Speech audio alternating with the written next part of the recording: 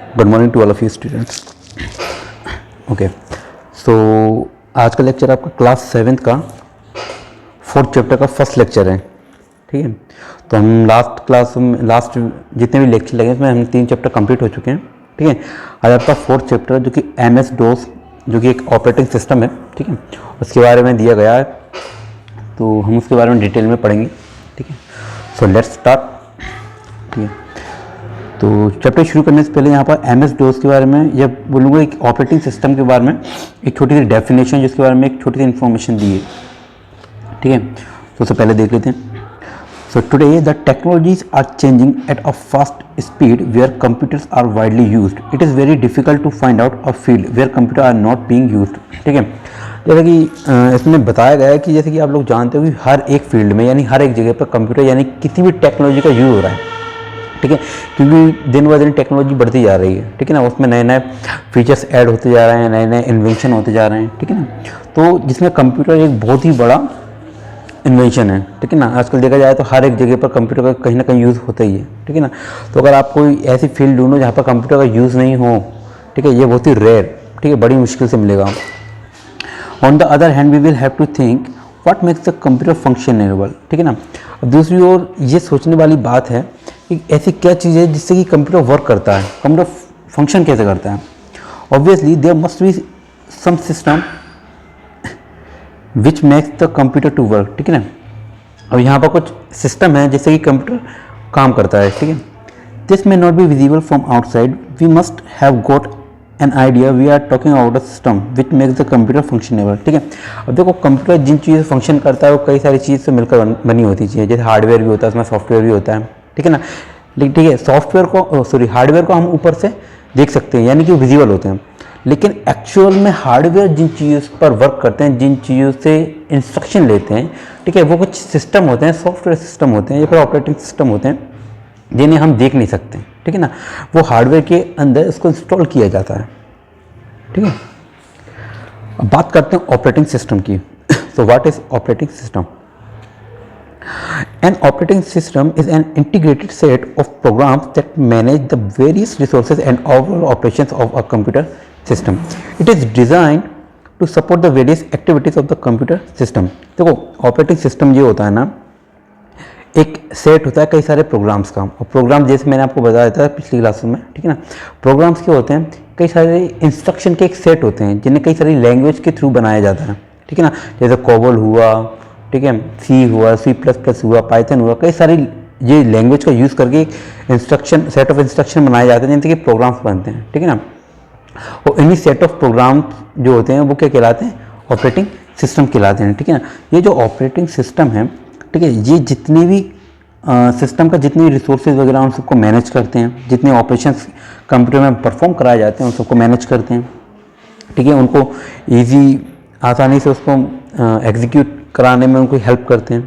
ठीक है, ठीक है, तो कंप्यूटर में हम जितनी भी एक्टिविटीज़ करते हैं, चाहे आप सम कर रहे हो, वीडियो देख रहे हो, आप फोटोज़ देख रहे हो, इसके अलावा आप कुछ भी क्रिएट कर रहे हो, ठीक है, फाइल बना रहे हो, फाइल डिलीट कर रहे हो, ठीक है ना, मतलब ओवरऑल जितना भी सिस्टम पर आप वर्क करते हो वो सारा वर्क किसके थ्रू परफॉर्म होता है? Bye operating system.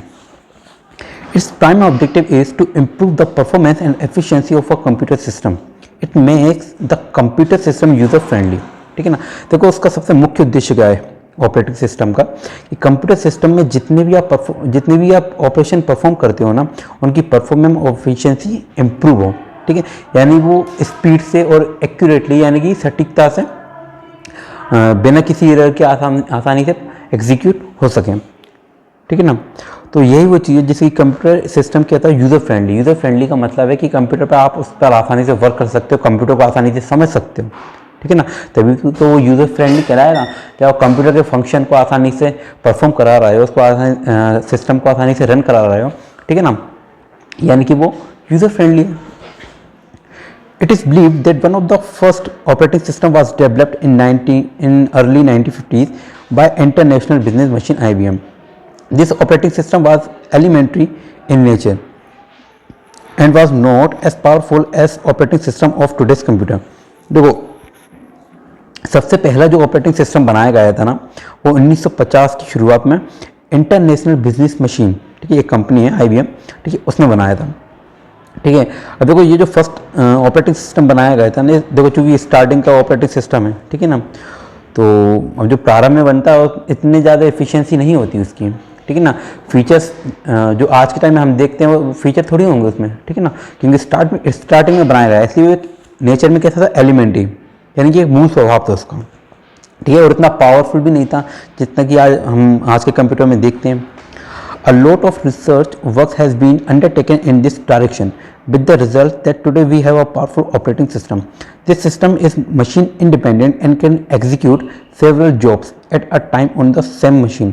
ठीक है, देखो अब चूँकि स्टार्टिंग बनाया गया था, फिर कई सारी रिसर्च हुई, कई सारे वैज्ञानिकों ने अलग अलग नई नई चीज़ों का लैंग्वेज का इन्वेंशन किया, उनको बनाया, ठीक है, नए नए प्रोग्राम्स बनाए, ठीक है, इसी प्रकार से उन्होंने नए नए ऑपरेटिंग सिस्टम बनाए, ठीक है ना। और आज हम जो ऑपरेटिंग सिस्टम देखते हैं वो पहले से ज़्यादा पावरफुल होते हैं, ठीक है, क्योंकि आपने देखा होगा हर साल या हर मतलब time to time operating system के नए नए वर्जन निकलते रहते हैं। वो वर्जन क्यों निकालते हैं, क्योंकि हर एक वर्जन पिछले वर्जन से काफ़ी पावरफुल होता है, इसमें नई फीचर्स होते हैं, एडवांस होता है, ठीक है ना। तो टेक्नोलॉजी जैसे जैसे बढ़ती जाती है, नई नई चीज़ों का एवोल्यूशन होता है, ठीक है ना, और इसी कारण चीज़ें पावरफुल होती हैं और ज़्यादा एक्यूरेट रिजल्ट प्रोवाइड कराती हैं, ठीक है। अब देखो आज के टाइम में जो ऑपरेटिंग सिस्टम है वो कहता है मशीन इंडिपेंडेंट, ठीक है, यानी कि वो मशीन पे ज़्यादा डिपेंडेंट नहीं रहता और कई सारे कामों को एक ही समय में आसानी से कर सकता है। The main idea of all research involve in the development of operating system was to minimize the idle time of the computer system, ठीक है। देखो अब जितना भी उस पर रिसर्च वगैरह किया गया है ताकि ऑपरेटिंग सिस्टम को और एडवांस बना सकें और नए नए फीचर्स ऐड किए जा सकें, ठीक है ना।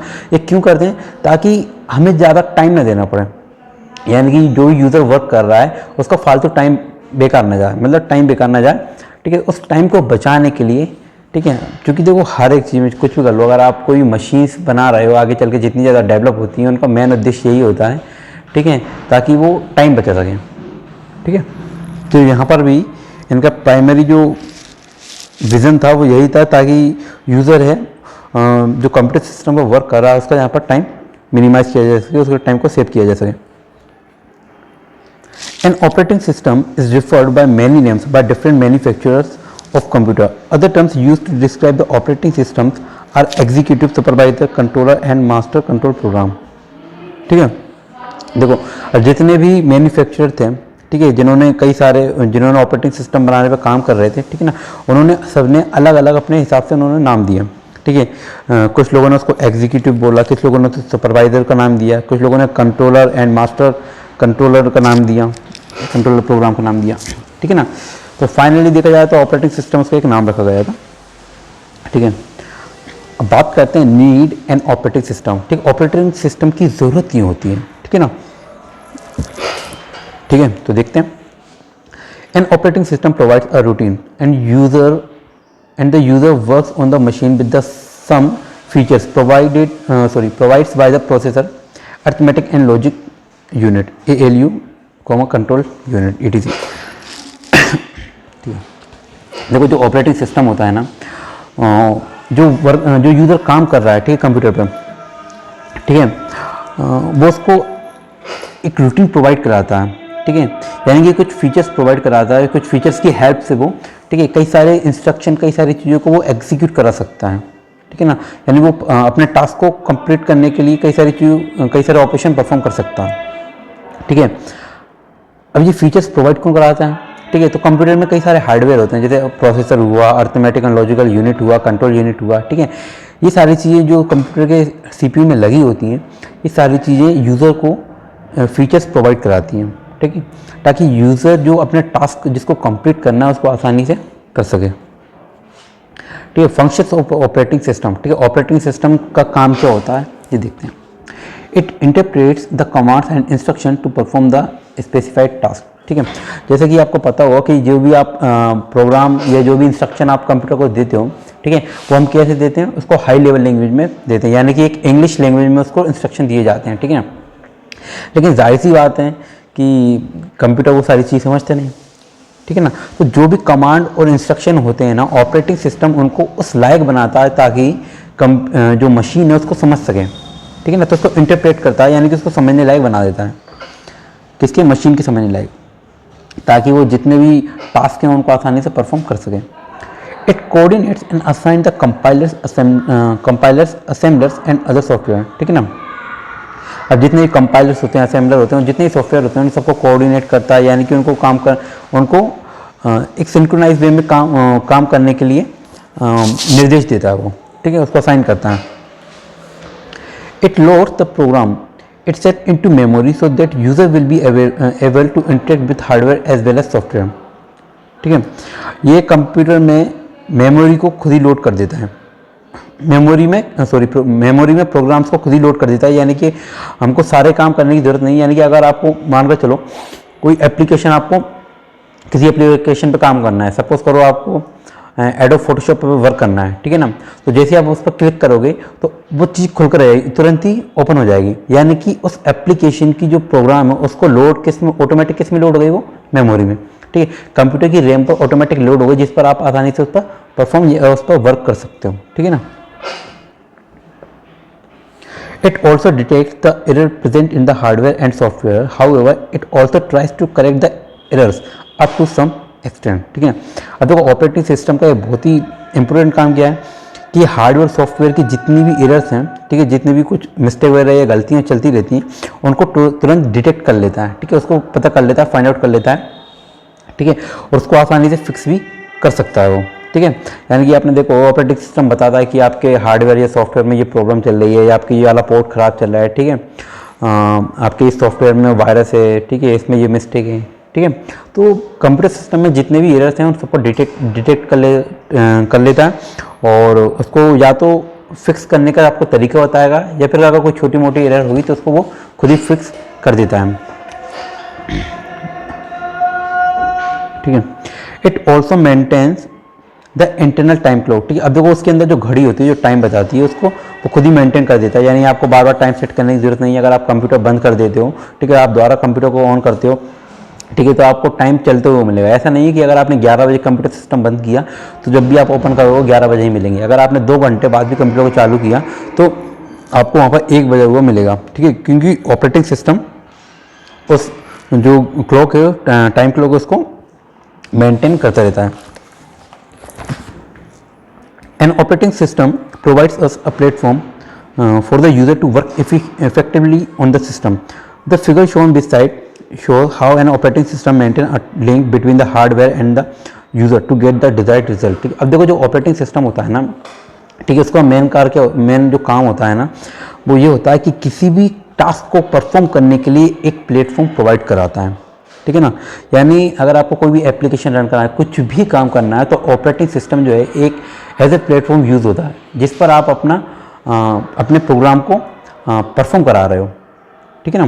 जैसे यहाँ पर एक सबसे ऊपर एक आपको फिगर दिया हुआ है, एक डायग्राम दिया हुआ है, इसके थ्रू समझते हैं, ठीक है। देखो सबसे पहले जो ब्लू कलर है उसमें यूज़र है, ठीक है, सबसे ऊपर यूज़र है और सबसे अंदर क्या है, हार्डवेयर, ठीक है। अब चूंकि आपको कंप्यूटर सिस्टम पे आप वर्क करते हो, तो यानी कि आप हार्डवेयर पे वर्क कर रहे हो, ठीक है ना। तो आप हार्डवेयर से फेमिलियर कैसे होगे, एक हार्डवेयर यूज़र फ्रेंडली कैसे होगा, ठीक है।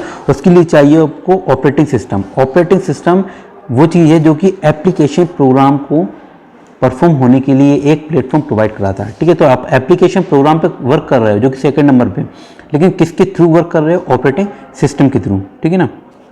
तो ये आपका डायग्राम होगा। अब बात करते हैं क्लासिफिकेशन ऑफ ऑपरेटिंग सिस्टम, ठीक है ना। तो ऑपरेटिंग सिस्टम को कितने भागों में बांटा गया, ठीक है। तो operating system can be classified into 2 categories. यहाँ पर देखो ऑपरेटिंग सिस्टम को 2 भागों में बांटा गया, एक है सिंगल यूजर ऑपरेटिंग सिस्टम और एक है मल्टी यूजर ऑपरेटिंग सिस्टम। तो सिंगल यूजर ऑपरेटिंग सिस्टम क्या होता है?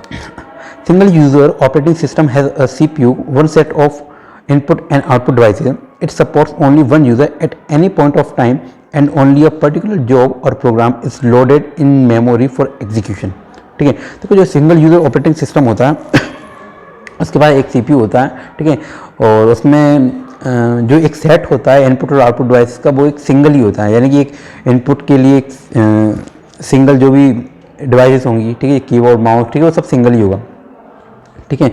और इस पर सिर्फ एक ही यूज़र काम कर सकता है एक ही समय में, ठीक है, और अपने जो भी वर्क करना होगा, ठीक है, किसी एक पर्टिकुलर जो कोई प्रोग्राम को उसमें लोड करके जो भी उस पर परफॉर्म कराना होगा वो एक ही टाइम में कर सकता है।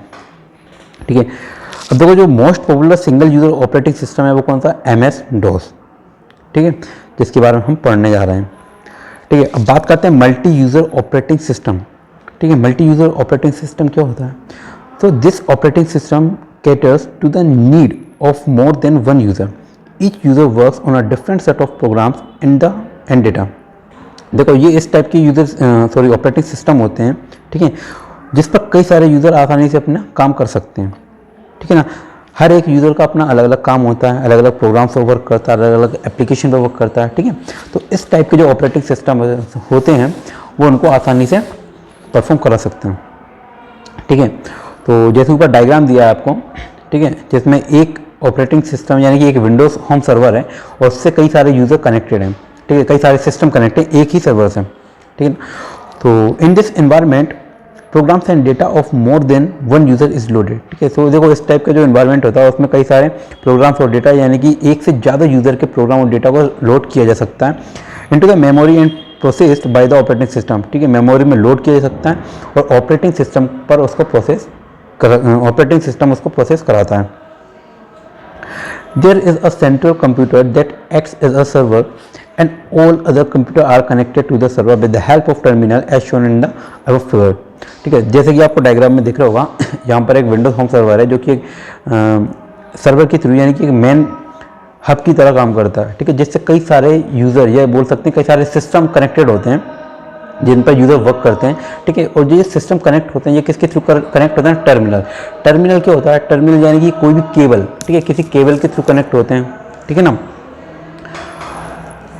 ठीक है। The example of multi user operating system are Unix, Xenix, Linux, OS2 etc। ठीक है, तो कुछ मल्टी यूज़र ऑपरेटिंग सिस्टम के यहाँ पर एग्जाम्पल दिए जैसे यूनिक्स हो गया, जेनिक्स हो गया, लाइनक्स हो गया, OS2 हो गया। ठीक है, सो आज का आपका लेक्चर यहीं एंड होता है। ठीक है, जिसमें हमने ऑपरेटिंग सिस्टम के बारे में पढ़ा, ऑपरेटिंग सिस्टम की ज़रूरत क्यों होती है, ठीक है, उसके बारे में पढ़ा, उसके टाइप्स के बारे में पढ़ा।